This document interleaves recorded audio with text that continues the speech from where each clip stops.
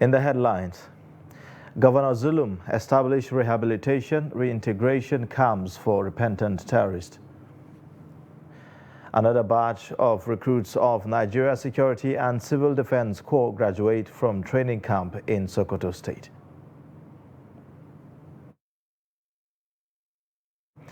Lagos government shuts down school over safety standards and guidelines as student drowns. Away from Nigeria, 6 killed, dozens injured in Chicago July 4th parade shooting. Hello and welcome to Trust News Update. I am Ayuba Ilya. Thank you for joining.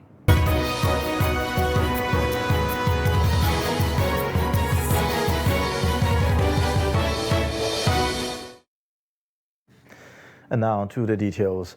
12 persons were said to have been killed in a clash between bandits and vigilantes in the Zak community of Wase local government area of Plateau State. Youth leader in Wase, Shafi'i Sambo, confirmed the unfortunate incident which left 9 bandits and 3 vigilantes dead. Major Ishaku Takwa, spokesperson Operation Save Heaven, a multi-security task force maintaining peace in the state, also confirmed the incident but could not ascertain the casualty figure. The Kano State Police Command says it has apprehended 2 suspects who specialize in stealing mobile phones with dangerous weapons from passengers while disguising themselves as tricycle riders. This was contained in a statement by the Police Public Relations Officer for the Kano State Command, SP Abdullahi Haruna, on Tuesday. He disclosed that the duo Muhammad Jidda and Adamu Suleiman, all of Brigade Quarters Kano, were currently being detained at the Bompai Police Headquarters for forcefully snatching phones of Kano residents while posing as commercial tricycle riders. According to him, 3 stolen mobile phones were recovered from the suspects. Now, Governor Umara Zulum says the state government will open camps for repentant Boko Haram and ISWAP groups in Borno State. The governor, during the inauguration of the repatriation of IDPs from Chad and Niger Republic, as well as merging repentant terrorist committees, urged others to drop their arms and surrender. He mandated the committees to streamline the process of rehabilitating and reintegrating the repentant groups into their communities. That includes how they will come out, how they will be rehabilitated, how they will be fit in the camp, as well as their reintegration into the society. It's a very cumbersome task.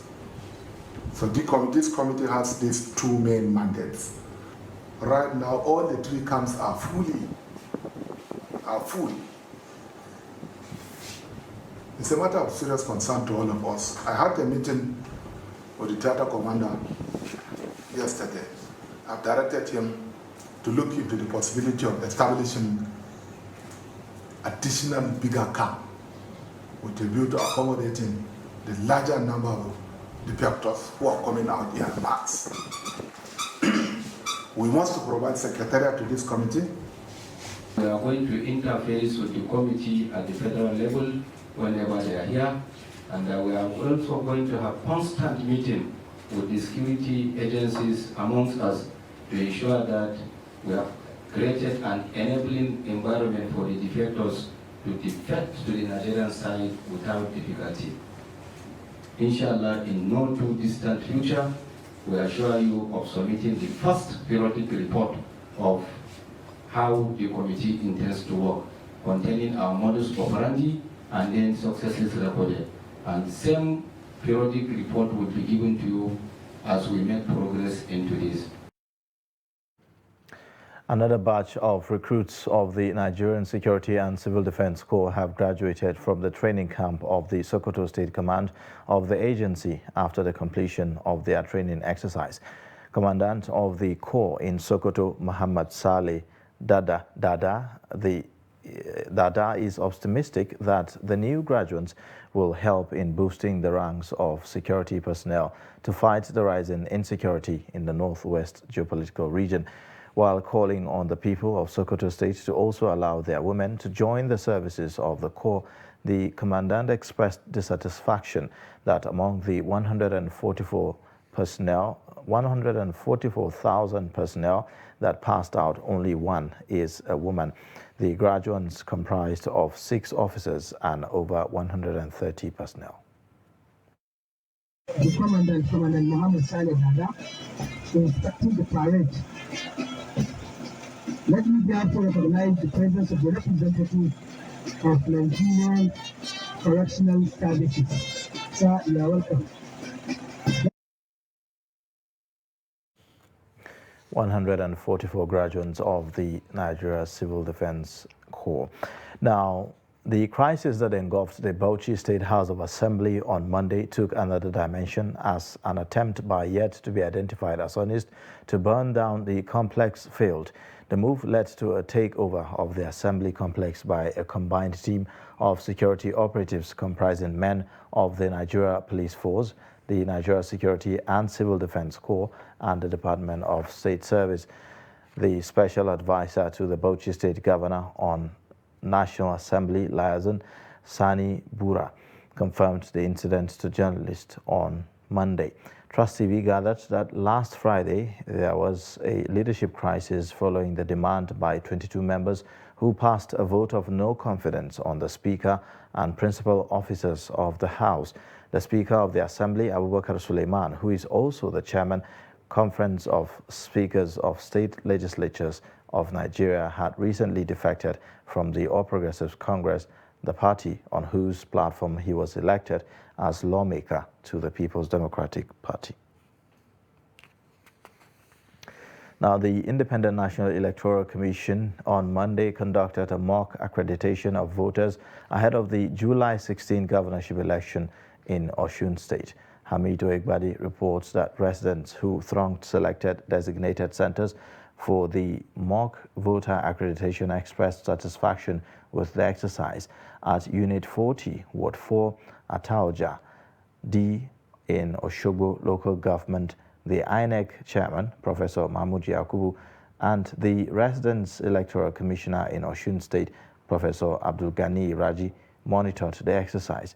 The INEC chairman said that only the permanent voters card will be allowed during the governorship election on July 16th and the 2023 general election. I know we have regulations and guidelines, but first thing is in the thumb.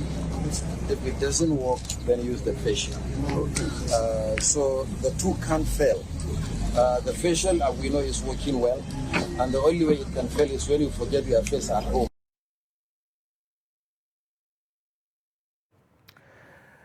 Now, ahead of the July 17 deadline given by the Independent National Electoral Commission for political parties to submit the list of their candidates for the 2023 general elections, the Tinubu Support Organization has endorsed Kaduna State Governor Nasir El-Rufai as the vice presidential candidate.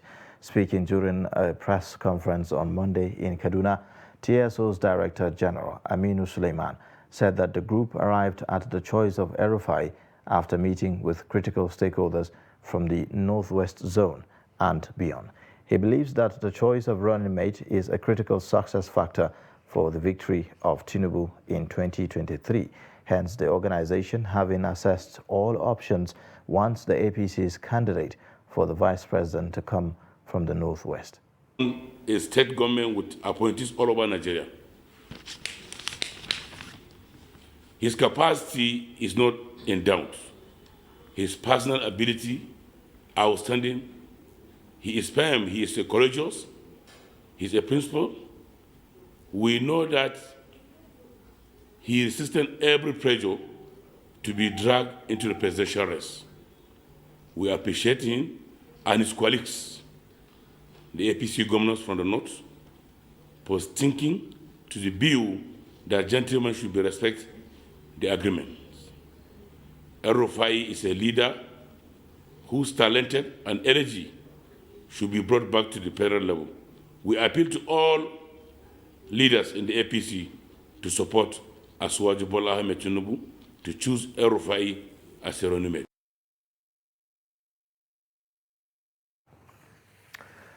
Similarly, the Independent National Electoral Commission says it has registered 248,000 citizens in Niger in the ongoing continuous voter registration exercise. The resident electoral commissioner in the state, Professor Sam Egu, made this known in a chat with Trust TV. Professor Egu explained that out of the total number of newly registered voters, 229,000 were registered for the first time. He said 19,000 were those who made transfer, connections, and those whose PVC were defaced and come for replacement. The resident electoral commissioner also noted that the printed voters' cards sent to the state in the first and second quarters for the last year have been sent to the 25 local government areas for distribution to those who registered. The cards that were printed in the first two quarters of last year have been brought to Niger, and they have been taken to the local governments, to be distributed to those who actually registered. And so we are actually making progress. Professor Egu, however, revealed that arrangements have been made to allow internally displaced persons from security-prone local government areas in the state to participate in the exercise. Standing UN and regional conventions, including the Kampala Convention of the AU, that makes it, compulsory for citizens, even in their displaced camps, to vote, because that has not diminished their citizenship. In fact, in 2021, the federal government of this country, signed off of a national policy on IDP voting. So we don't have a choice. He said Niger State has recorded minimal cases of multiple registrations and assured all of a free and fair poll in 2023 election. Residents also expressed their views on the exercise. The process is very good. It's going on smoothly, and the officers are attending to us, and the process is okay for now. President Muhammadu Buhari on Tuesday in Abuja expressed the nation's gratitude to the outgoing Secretary General of Organization of Petroleum Exporting Countries, OPEC, Mohammed Barkindo, describing him as a worthy ambassador of the country. Receiving Barkindo at the State House, the president said posterity will remember him kindly for making the nation and himself proud during his 6 years of meritorious service at the helm of affairs as the fourth OPEC Secretary General from Nigeria. Now, the Lagos State Ministry of Education has shut down one private nursery and primary school in the state over the death of a 5-year-old boy. The Lagos State Commissioner for Education, Mrs. Folashade Adefisayo, announced this in a statement on Monday. She said the school will remain closed pending an administrative investigation of its operations and producers and procedures, as well as the conduct of its officials in line with schools' safety standards and guidelines. Adefisayo advised parents whose children are pupils of the school to note the closure and await the conclusion of administrative investigation. You're watching the news update on Trust Television. Coming up after the break. Indiscriminate sales of rams. Eid-ul-Kabir is one of the festivals celebrated. Details and more shortly. Join us again.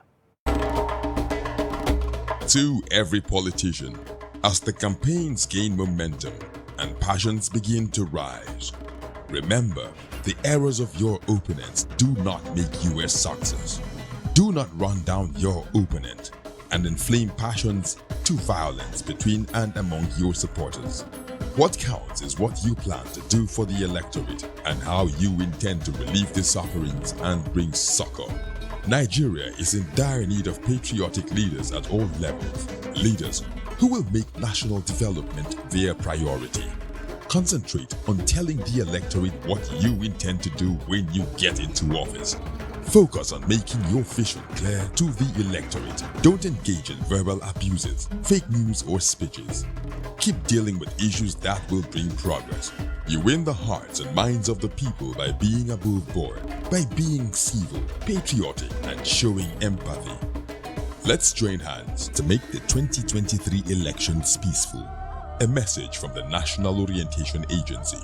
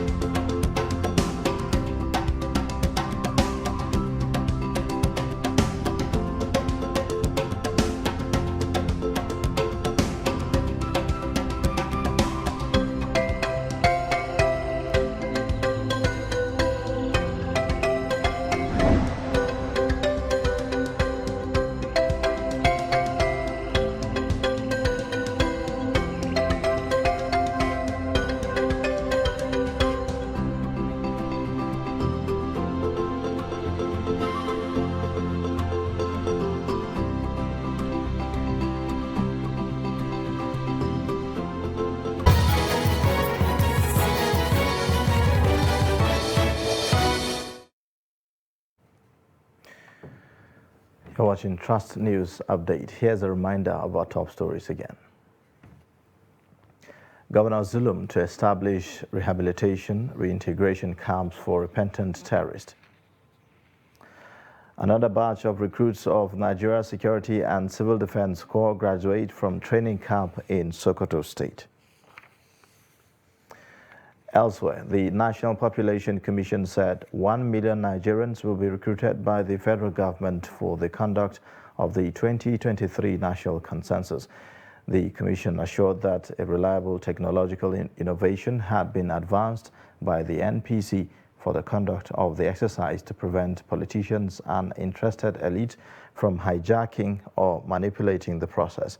The commissioner representing Ekiti State at the NPC, Deji Ajayi, said this in Ado Ekiti at a press conference heralding the trial census to be conducted in the state preparatory to next year's main census exercise.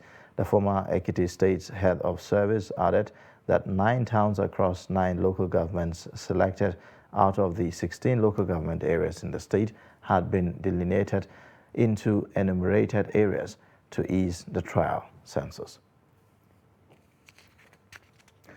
The Nigeria Customs Service, NCS, has impounded 77 trailers of imported rice, Indian hemp, tramadol, and other contraband goods with duty-paid value at 7.1 billion naira in the first half of 2022.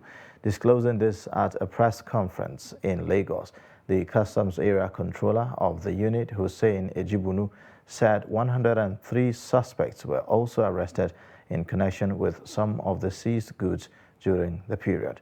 He also said that the unit collected a total of 577.9 million naira as revenue derived from underpayments. The Federal Capital Territory Administration has warned against the sales of rams at unapproved locations within the city. The warning follows the surge in demand for rams as the Eid al-Kabir celebrations draw closer. Musa Luka reports. Eid al-Kabir is one of the festivals celebrated by Muslim faithful around the world. One of the major events that characterize the celebration is the sacrifice of rams. During the period, it has been recorded in Nigeria that there is usually a hike in prices of rams in the market. This hike, due to increased demand, makes sellers to resort to using unapproved locations like street and roadside to ply their trade because of easy accessibility and target market. Some streets within Abuja, the Federal Capital Territory, are not an exception to this. Against this backdrop, the Federal Capital Territory Administration, FCTA, has issued a warning to traders selling rams indiscriminately. Speaking to some ram sellers around Jabi Shoprite, Mahadi Abu Huraira acknowledged that the government has restricted selling of rams at indiscriminate areas. They have already requested approval from the Ministry of Environment to be allowed to sell. We did talk with the environmental people, but we are not sure. We haven't yet come to a conclusion whether they are going to give us permits or not. So we are trying. Yeah, we are still waiting for response. Yeah. Okay.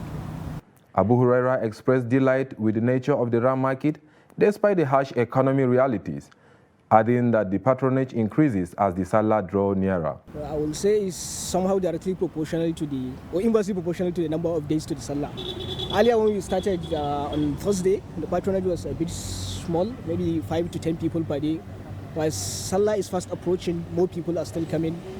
And also due to the fact that this is our first time here, this very year, so a lot of people are not actually aware of the place. But since with the suggestion, the patronage is, I would say, it's relatively okay actually.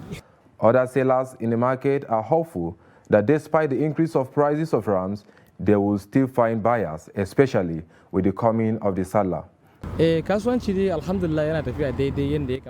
thank Allah for patronage. Yes, we have few challenges, but basically it's the restriction by government and also security challenges. The government is yet to give us full 100% go ahead to sell rams here. Our rams are cheap. They ranges from 40,000 to 150,000 depending on the size. Those that have the means used to buy 2 to 3 and even give other people there. Musa Luka Musa, Trust TV News, Abuja.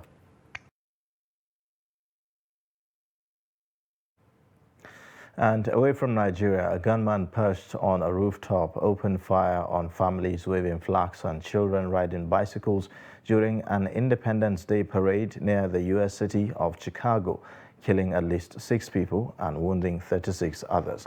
The shooting in Highland Park, a community of about 30,000 residents in Chicago, Illinois, caused panic on Monday as hundreds of marchers, including parents with strollers, fled the scene in terror.